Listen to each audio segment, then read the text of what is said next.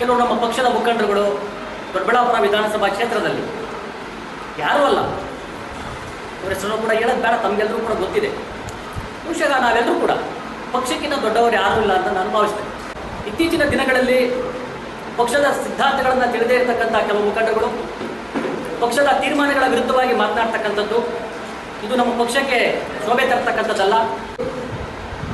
ಜಿಲ್ಲಾಧ್ಯಕ್ಷರ ಏಕವಚನದಲ್ಲಿ ಮಾತನಾಡ್ತಕ್ಕಂಥದ್ದು, core committee ಅಧ್ಯಕ್ಷರಾದಂಥ J K Krishnareddy ಅವರನ್ನ ಏಕವಚನದಲ್ಲಿ ಮಾತನಾಡ್ತಕ್ಕಂಥದ್ದು, ಇದು ಎಲ್ಲವನ್ನೂ ಕೂಡ ಪಕ್ಷದ ಹೈಕಮಾಂಡ್ ಗಮನಿಸ್ತಾ ಇದೆ.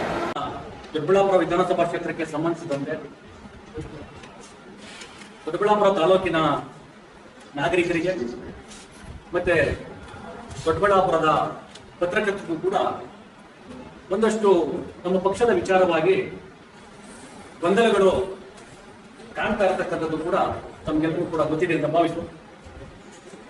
ಬಹುಶಃ ಈ ಗೊಂದಲಗಳಿಗೆ ಸುಮಾರು ಕಾರಣ ಏನಿರ್ಬೋದು ಅಂತ ತಮಗೆಲ್ಲರೂ ಕೂಡ ತಿಳಿದಿದೆ.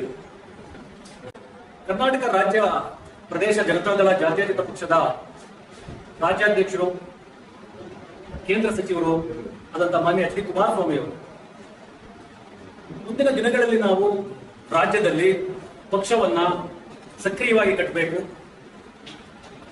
ಪಕ್ಷವನ್ನ ಪುನಶ್ಚೇತನಗೊಳಿಸಬೇಕು, ಮುಂದಿನ ದಿನಗಳಲ್ಲಿ ಕರ್ನಾಟಕ ರಾಜ್ಯದಲ್ಲಿ ಅಧಿಕಾರಕ್ಕೆ ಬರಲಿಕ್ಕೆ ನಾವು ಒಂದಷ್ಟು ಪ್ರಮುಖವಾಗಿರ್ತಕ್ಕಂಥ ತೀರ್ಮಾನಗಳನ್ನ ತೆಗೆದುಕೊಳ್ಳಬೇಕು ಅಂತ ನಿಟ್ಟಿನಲ್ಲಿ ನಮಗೆಲ್ಲರೂ ಕೂಡ ಗೊತ್ತಿದೆ. ಈ ಒಂದು ರಾಜ್ಯದ 31 ಜಿಲ್ಲೆಗಳ ಜಿಲ್ಲಾಧ್ಯಕ್ಷರುಗಳನ್ನ,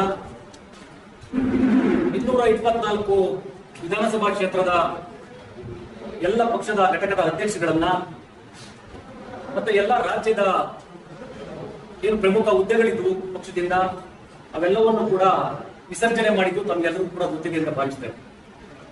ವಿಸರ್ಜನೆ ಮಾಡಿದ ನಂತರ ಸಾಮಾನ್ಯವಾಗಿ ಆ ಒಂದು ಪ್ರಮುಖ ಹುದ್ದೆಗಳಿಗೆ, ಜಿಲ್ಲಾಧ್ಯಕ್ಷರಿಗೆ, ತಾಲೂಕಾಧ್ಯಕ್ಷರ ಹುದ್ದೆಗಳಿಗೆ ಪಕ್ಷವನ್ನ ಸಂಘಟನೆ ಮಾಡತಕ್ಕಂತ ಕಾರ್ಯಕರ್ತರನ್ನ, ಮುಖಂಡರನ್ನ ಗುರುತಿಸಿ ಹೊಸ ಜವಾಬ್ದಾರಿಯನ್ನ ಕೊಟ್ಟಿದ್ದು ಕೂಡ ತಮಗೆಲ್ಲರೂ ಕೂಡ ಗೊತ್ತಿದೆ ಅಂತ ಭಾವಿಸ್ತೇವೆ.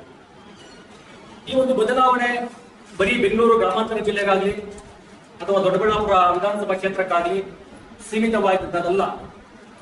ಬಹುಶಃ ಇದು ರಾಜ್ಯಾದ್ಯಂತ ಆದಂತಹ ಒಂದು ಬದಲಾವಣೆ.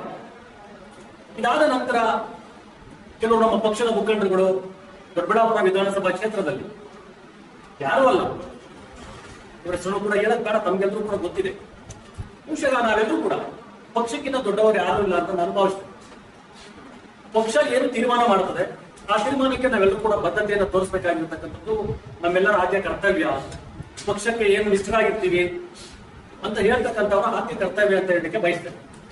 ಬಹುಶಃ ನಿಮ್ಗೆಲ್ಲರೂ ಕೂಡ ಗೊತ್ತಿದೆ, ನಾವ್ಯಾರೂ ಕೂಡ ಶಾಶ್ವತವಾಗಿ ಏನು ಪಕ್ಷದ ಹೊಸ ಪದಾಧಿಕಾರಿಗಳಾದಂಥವ್ರು ಇಲ್ಲೇ 16 ವರ್ಷಗಳ ಕಾಲ ಅದೇ ಹುದ್ದೆಯಲ್ಲಿ ಇದ್ದು ಪಕ್ಷವನ್ನ ಜಡತ್ವಕ್ಕೆ ತಳ್ಳಿ ಪಕ್ಷದ ಅಸ್ತಿತ್ವವನ್ನ ಇವತ್ತು ಕಾಣದಂತೆ ಮಾಡತಕ್ಕಂಥದ್ದು ಯಾರಿಗೂ ಕೂಡ ಇಷ್ಟ ಇಲ್ಲ. ಏನೇ ಒಂದು ಜವಾಬ್ದಾರಿಯನ್ನ ಕೊಟ್ಟಾಗ ಆ ಜವಾಬ್ದಾರಿಯನ್ನ ಹೊತ್ತಂತ ವ್ಯಕ್ತಿ ಯಾವತ್ತೂ ಕೂಡ ಪ್ರಮುಖ ಅನ್ಸೋದಿಲ್ಲ. ನಮ್ಗೆಲ್ಲರೂ ಕೂಡ ಗೊತ್ತಿದೆ, ಏನು ಪಕ್ಷ ಜವಾಬ್ದಾರಿಯನ್ನು ಕೊಟ್ಟಿದೆ ಆ ಸ್ಥಾನ ಇದೆಯಲ್ಲ, ಆ ಸ್ಥಾನಕ್ಕೆ ನಾವೆಲ್ಲರೂ ಕೂಡ ಬದ್ಧತೆಯನ್ನ ತೋರಿಸಬೇಕು.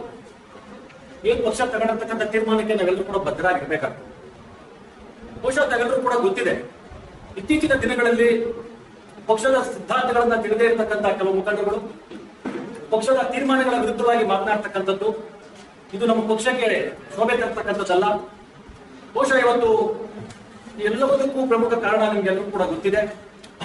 ಮಾಜಿ ಸ್ಪೀಕರ್ ಆಗಿರ್ತಕ್ಕಂಥ ಜೆ ಕೆ ಕೃಷ್ಣಾರೆಡ್ಡಿ ಅವರು ನಮ್ಮ ಪಕ್ಷದ ರಾಜ್ಯ ಸಮನ್ವಯ ಸಮಿತಿಯ ಅಧ್ಯಕ್ಷರನ್ನಾಗಿ ಮಾಡಿ ಬಹುಶಃ ಅವರು ತಗೊಳ್ತಕ್ಕಂಥ ತೀರ್ಮಾನಕ್ಕೆ ಕುಮಾರಸ್ವಾಮಿ ಅವರು ಕೂಡ, ದೇವೇಗೌಡರು ಕೂಡ ಬದ್ಧತೆಯನ್ನು ತೋರಿಸಿರ್ತಕ್ಕಂಥದ್ದು ನಮ್ಗೆಲ್ಲರೂ ಕೂಡ ತಿಳಿದಿದೆ. ಜೆ ಕೆ ಕೃಷ್ಣಾರೆಡ್ಡಿ ಅವರಿಗೆ ಪದಾಧಿಕಾರಿಗಳನ್ನ ಬದಲಾವಣೆ ಮಾಡತಕ್ಕಂಥ ಸಂಪೂರ್ಣ ಅಧಿಕಾರವನ್ನು ಕೊಟ್ಟ ನಂತರ ಜೆ ಕೆ ಕೃಷ್ಣಾರೆಡ್ಡಿ ಅವರು ಖುದ್ದಾಗಿ 2 ಬಾರಿ ನಮ್ಮ ದೊಡ್ಡಬಳ್ಳಾಪುರ ವಿಧಾನಸಭಾ ಕ್ಷೇತ್ರದಲ್ಲಿ ಬಂದು 2 ಸಭೆಗಳನ್ನ ಮಾಡಿ ಕಾರ್ಯಕರ್ತರ ಮುಖಂಡರುಗಳ ಅಭಿಪ್ರಾಯವನ್ನು ಪಡೆದು ತದನಂತರ ಅವರು ತೀರ್ಮಾನ ಮಾಡಿದ್ದು ಕೂಡ ನಮ್ಗೆಲ್ಲರಿಗೂ ಕೂಡ ಗೊತ್ತಿತ್ತು. ಅದಾದ ನಂತರ ಕೋರ್ ಕಮಿಟಿ ಅಧ್ಯಕ್ಷ ಇವತ್ತು ನಮ್ಮ ರಾಜ್ಯದಲ್ಲಿ ಸುಪ್ರೀಂ ನಮ್ಮ ಪಕ್ಷಕ್ಕೆ. ಅಂತಹ ವಿಚಾರದಲ್ಲಿ ಜಿಲ್ಲಾಧ್ಯಕ್ಷರ ಏಕವಚನದಲ್ಲಿ ಮಾತನಾಡ್ತಕ್ಕಂಥದ್ದು, ಕೋರ್ ಕಮಿಟಿ ಅಧ್ಯಕ್ಷರಾದಂತಹ ಜೆ.ಕೆ. ಕೃಷ್ಣಾರೆಡ್ಡಿ ಅವರ ಏಕವಚನದಲ್ಲಿ ಮಾತನಾಡ್ತಕ್ಕಂಥದ್ದು, ಇದು ಎಲ್ಲವನ್ನೂ ಕೂಡ ಪಕ್ಷದ ಹೈಕಮಾಂಡ್ ಗಮನಿಸ್ತಾ ಇದೆ. ಪಕ್ಷದ ಹೈಕಮಾಂಡ್ ಗಮನಿಸ್ತಾ ಇದ್ದಂತ ಸಂದರ್ಭದಲ್ಲಿ ಈ ಒಂದು ಪತ್ರಿಕಾಗೋಷ್ಠಿ ಕರೆದಿರ್ತಕ್ಕಂಥ ಉದ್ದೇಶ, ನಮ್ಮ ಕಾರ್ಯಕರ್ತರಲ್ಲಿ ಗೊಂದಲ ಆಗಬಾರ್ದು. ಮುಂದಿನ ದಿನಗಳಲ್ಲಿ ನಮ್ಮ ಕಾರ್ಯಕರ್ತರು ಏನಪ್ಪಾ JDS ಅಲ್ಲೊಂದಷ್ಟು ಅಸಮಾಧಾನದ ಬಗ್ಗೆ, ಅಲ್ಲೊಂದು ಸಣ್ಣ ಗುಂಪು, ಇಲ್ಲೊಂದು ಗುಂಪು, ಈ ತರದ ವ್ಯತಿರಿಕ್ತ ಪರಿಣಾಮಗಳು ಪಕ್ಷದ ಮೇಲೆ ಬೀರಬಾರ್ದು ಅಂತ ಏಕೈಕ ಉದ್ದೇಶದಿಂದ ಪತ್ರಿಕಾಗೋಷ್ಠಿಯನ್ನು ಕರೆದಿರ್ತಕ್ಕಂಥ. ಬಹುಶಃ ನಿಮ್ಗೆ ಎಲ್ಲರಿಗೂ ಕೂಡ ಗೊತ್ತಿದೆ, ಬಹುಶಃ ಇವತ್ತು ಕೋರ್ ಕಮಿಟಿ ಅಧ್ಯಕ್ಷರ ಏಕವಚನದಲ್ಲಿ ಮಾತನಾಡಿದ್ದಾರೆ, ಜಿಲ್ಲಾಧ್ಯಕ್ಷರ ಏಕವಚನದಲ್ಲಿ ಮಾತಾಡಿದ್ದಾರೆ, ತಾಲೂಕು ಅಧ್ಯಕ್ಷರ ಏಕವಚನದಲ್ಲಿ ಮಾತನಾಡಿದ್ದಾರೆ. ಅದು ಬರೀ ವ್ಯಕ್ತಿಗಳಿಗೆ ಮಾಡಿದಂತ ನಿಂದನೆ ಅಲ್ಲ, ಇಡೀ ಪಕ್ಷವನ್ನೇ ಇವತ್ತು ನಿಂದನೆ ಮಾಡಿ ಪಕ್ಷದ ಸೈದ್ಧಾಂತಿಕ ನಿಲುವುಗಳು ಮತ್ತು ತರಗತಕ್ಕಂಥ ತೀರ್ಮಾನಗಳಿಗೆ ವಿರುದ್ಧವಾಗಿ ಕಂಡ್ರೆ ಇಲ್ಲಿರ್ತಕ್ಕಂಥ ಪಕ್ಷದ ಪ್ರಮುಖರಲ್ಲಿ ನಾನು ಕೂಡ ಮನವಿಯನ್ನು ಮಾಡ್ತೇನೆ. ಇದೆಲ್ಲವನ್ನೂ ಕೂಡ ತಾವು ಪಕ್ಷದ ವರಿಷ್ಠರಿಗೆ ಗಮನಕ್ಕೆ ತರಬೇಕು, ಅದರ ಮೇಲೆ ಸೂಕ್ತವಾಗಿರ್ತಕ್ಕಂಥ ಕ್ರಮವನ್ನು ವಹಿಸಬೇಕು. ಮುಂದಿನ ದಿನಗಳಲ್ಲಿ ನಮ್ಮ ಪಕ್ಷದ ಯಾವ ಕಾರ್ಯಕರ್ತ ಬಂಧುಗಳಿಗೂ ಕೂಡ ಗೊಂದಲ ಸೃಷ್ಟಿ ಆಗಬಾರ್ದು. ಯಾಕಂದ್ರೆ ಹೈಕಮಾಂಡ್ ಒಂದು ಸ್ಪಷ್ಟವಾಗಿರ್ತಕ್ಕಂಥ ತೀರ್ಮಾನಕ್ಕೆ ಬರಬೇಕಾಗ್ತದೆ. ಇಲ್ಲಾಂತಂದ್ರೆ ಮುಂದಿನ ದಿನಗಳಲ್ಲಿ ಪಕ್ಷ ಕಟ್ಟಲಿಕ್ಕೆ ಕಷ್ಟ ಆಗ್ಬೋದು ಅನ್ನೋ ಕೂಡ ಉದಾಹರಣೆಯನ್ನು ಕೂಡ ಹೇಳ್ತೇನೆ. ನಾವು ಕೂಡ ಪಕ್ಷದ ವಿರುದ್ಧವಾಗಿ ಮಾತನಾಡಿದಂತ ಸಂದರ್ಭದಲ್ಲಿ ಅದನ್ನು ಸೇರಿಗೆ ಹೇಳ್ತೀನಿ, ಶಿಸ್ತು ಕ್ರಮವನ್ನು ತಗೊಳ್ಳದೇ ಇದ್ರೆ ನಾವು ಪಕ್ಷ ಅಷ್ಟೊಂದು ಬೆಳವಣಿಗೆ ಕಾಣಲಿಕ್ಕೆ ಸಾಧ್ಯ ಇಲ್ಲ, ಚುನಾವಣೆಗಳನ್ನು ಎದುರಿಸಲಿಕ್ಕೆ ಸಾಧ್ಯ ಇಲ್ಲ. ಯಾರೇ ಆಗ್ಲಿ, ಎಷ್ಟು ದೊಡ್ಡ ವ್ಯಕ್ತಿನೇ ಆಗ್ಲಿ, ಪಕ್ಷದ ವಿರುದ್ಧ ಮಾತನಾಡಿದಂತ ವ್ಯಕ್ತಿಯ ವಿರುದ್ಧವಾಗಿ ಸೂಕ್ತ ಕ್ರಮ ತಗೊಳ್ಬೇಕು ಅಂತ ಪಕ್ಷದ ವರಿಷ್ಠರಲ್ಲಿ ಮತ್ತು ಪಕ್ಷದ ಪ್ರಮುಖರಲ್ಲಿ ನಾನು ಮನವಿಯನ್ನು ಮಾಡ್ತೇನೆ.